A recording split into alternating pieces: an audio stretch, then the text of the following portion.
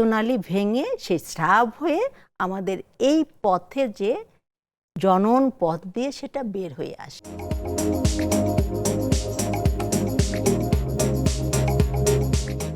নারীর মাসিক ঋতুস্রাব চক্র, যেটাকে আমরা সংক্ষেপে মাসিক বলি বা মাসিক চক্র বলি, সেটি বলতে আসলে কি বুঝিয়ে থাকেন আপনি?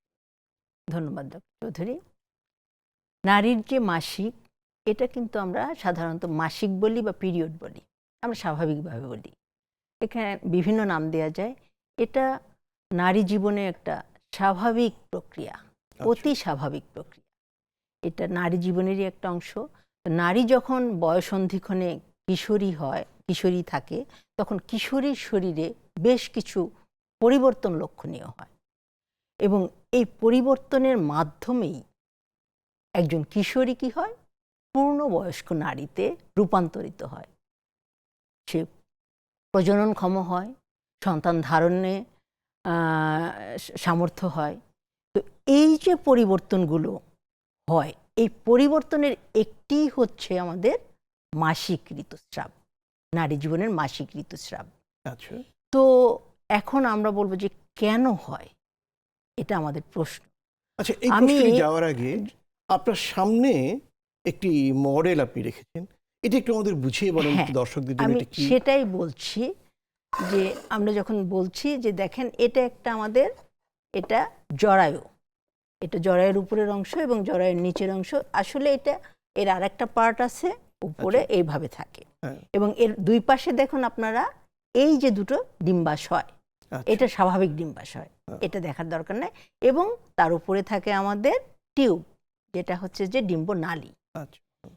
এখন মাসিক কিভাবে হয় আমি সেটা আপনাদেরকে বলছি।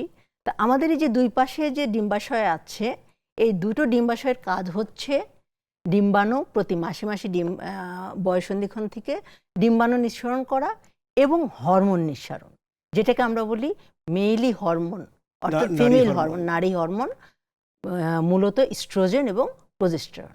তো এই ইস্ট্রোজেন প্রজেস্টেরনের কাজ হচ্ছে, ইস্ট্রোজেনের কাজ কি, সময়ের সাথে সাথে এটা করে কি, কোনো এক সময়ে এই যে জরায়ুর ভিতরে আমাদের তিনটা লেয়ার আছে, এটা বাইরে, মাঝখানে এটা হচ্ছে মাসল লেয়ার এবং লালটি, এবং এইটা হচ্ছে একদম ভেতরের লেয়ার, যেটাকে বলি আমরা এন্ডোমেট্রিয়াম। তো ইস্ট্রোজেনের প্রভাবে এই ভেতরের আস্তরণটি কি হয়, পুরু হয়, ঠিক হয়ে যায়, ইস্ট্রোজেনের প্রভাবে মোটা হয়ে যায়, থিকার হয়। আবার প্রজেস্টেরন করে কি, এই পুরুত্বকে ধরে রাখার চেষ্টা করে। কিন্তু আমাদের তো এই হরমোনের তারতম্য হয়, কখনো উঠবে, কখনো নামবে, কখনো কমবে।